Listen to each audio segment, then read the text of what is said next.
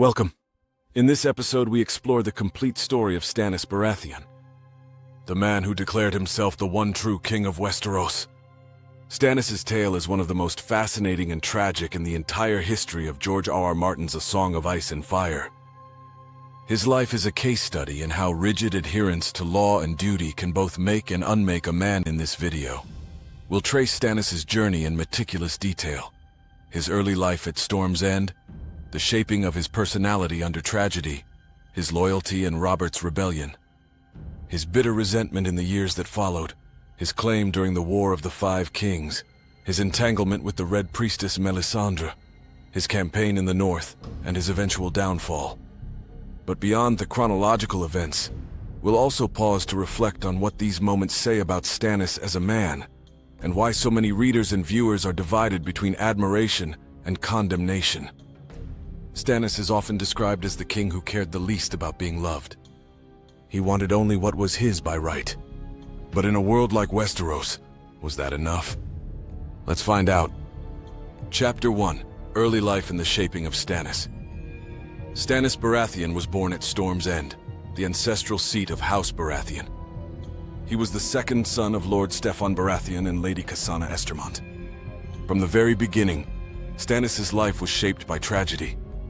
When he was young, his parents were lost at sea, leaving Robert, Stannis, and Renly orphans. Robert, being the eldest, inherited Storm's End, while Stannis found himself caught in the middle. Neither the eldest with all the authority, nor the youngest with all the affection. This dynamic forged Stannis' infamous rigidity. He was never the charming Robert or the likable Renly. Instead, he was the one who clung to rules and duty because it was all he had. Even as a boy, he showed signs of his unyielding nature. Where Robert was loud, charismatic, and inspiring, Stannis was quiet, brooding, and resentful. Where Renly was warm and easygoing, Stannis was cold and austere. He seemed to know, even from a young age, that he would never win affection easily. So instead, he built his identity on discipline and law. This would later become both his greatest strength and his ultimate downfall. It's worth pausing here. Many readers criticize Stannis for being humorless and harsh, but his childhood environment explains much of this. Storm's End is a castle constantly battered by storms, and Stannis himself was battered by the storm of being overlooked within his own family. For him, duty was not just an ideal, it was survival. Chapter 2: The Siege of Storm's End. Fast forward to Robert's rebellion. Robert raised his banners against the Mad King Aerys II, and while Robert was away fighting battles, Stannis was left to hold Storm's End. The Tyrells, loyal to the Targaryens, laid siege to the castle. This siege lasted nearly a year, and food supplies dwindled to nothing. There are stories of the defenders boiling leather to chew, and of men collapsing from hunger. But Stannis refused to yield. To him, surrender would have been a betrayal of duty, and betrayal was worse than death. It was only the smuggler Davos Seaworth who saved them. In the dead of night, Davos brought onions and fish into the castle, allowing the defenders to survive long enough for the siege to be lifted. Stannis never forgot this. He knighted Davos, making him Ser Davos Seaworth. But in the same breath, he cut off the first joints of Davos's fingers for smuggling. This is Stannis in a single moment. Justice without mercy, reward and punishment dispensed with cold equality.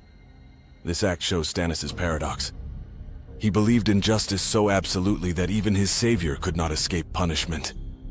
Many fans debate whether this was cruelty or integrity. But to Stannis, it was simply law.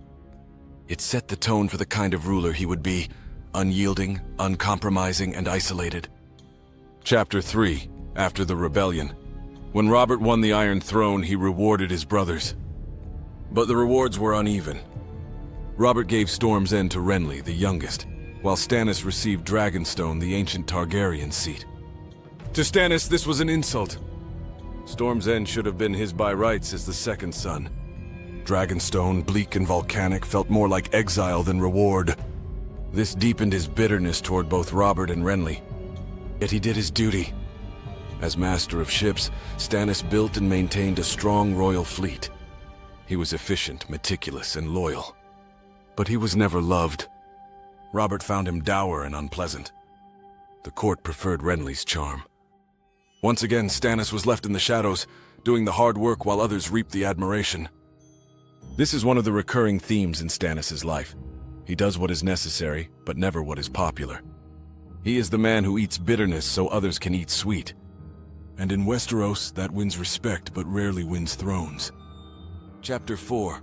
The Death of Jon Arryn and the Discovery of Truth. When Jon Arryn, Hand of the King, died under suspicious circumstances, Stannis knew something was wrong. Along with Arryn, he had been investigating the true parentage of Cersei's children. The truth was shocking. None of them were Robert's. They were born of incest with Jaime Lannister. This meant Robert had no true heirs, and by law the crown should pass to Stannis. But Stannis knew that revealing this truth was dangerous. He fled to Dragonstone, gathering what support he could. For Stannis, this was the moment when law demanded action. Robert's death left the throne vacant, and though he lacked popularity, Stannis had legitimacy. To him, that was everything. Chapter 5. The War of the Five Kings. Here begins the most dramatic chapter of Stannis' life, the War of the Five Kings. First, his claim clashed with Renly's. Renly, young and charismatic, drew massive support from the Reach. He believed his popularity was enough to make him king, even though by law he had no claim. To Stannis, this was treason. The brothers faced each other, and in a twist of fate, Renly was slain. Not by sword, but by shadow. A shadow birthed from Melisandre, the Red Priestess who had become Stannis' advisor. This act shattered Stannis' reputation. Even though he gained Renly's army, he lost the moral high ground. Many saw him as a kinslayer, a man willing to use dark sorcery to win. Still, he pressed on. At the Battle of Blackwater, Stannis launched a massive naval assault on King's Landing. But Tyrion Lannister unleashed wildfire, destroying much of the fleet. And when Tywin Lannister and the Tyrells arrived, Stannis' forces were crushed. Defeated, he returned to Dragonstone. The Battle of Blackwater is the defining tragedy of Stannis' claim. He had the largest fleet in Westeros. He had momentum. But his lack of charisma, his inability to inspire, meant that when things turned grim, his men faltered. Stannis could command loyalty, but never love. And in war, love often wins what law cannot. Chapter 6. Despair in the Red God. After Blackwater, Stannis fell into despair. Many of his supporters abandoned him. He spent long hours with Melisandre, who told him he was Azor Ahairborn, a prophesied hero destined to save the world from darkness. Stannis clung to this belief. It gave him purpose, even as his cause seemed lost. But not all was lost.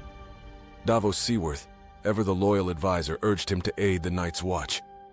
So Stannis marched north. Chapter 7. The Northern Campaign. At the Wall, Stannis won his greatest victory.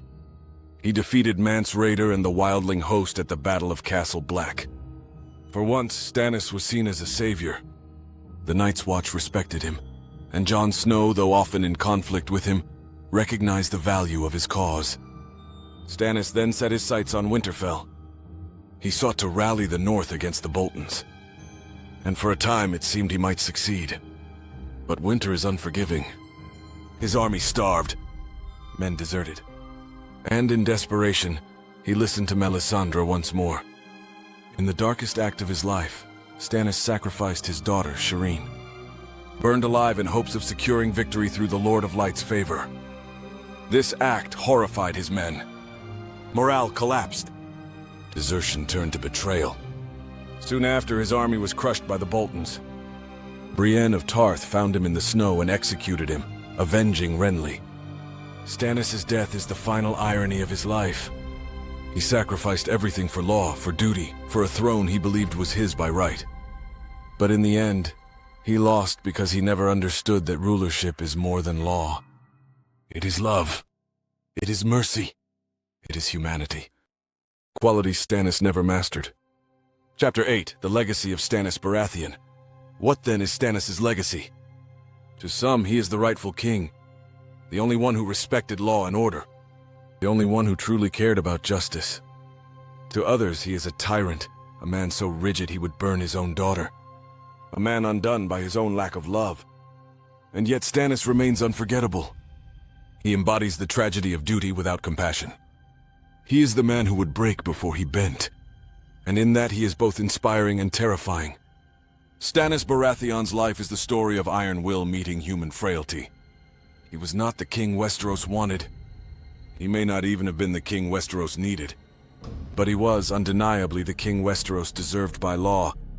His tale reminds us that in the Game of Thrones, being right is not enough. Sometimes it is the ones who bend who survive, and the ones who break who are forgotten. This has been the complete lore and history of Stannis Baratheon. Thank you for watching Lore by Naz, and let me know in the comments which character you guys would like next.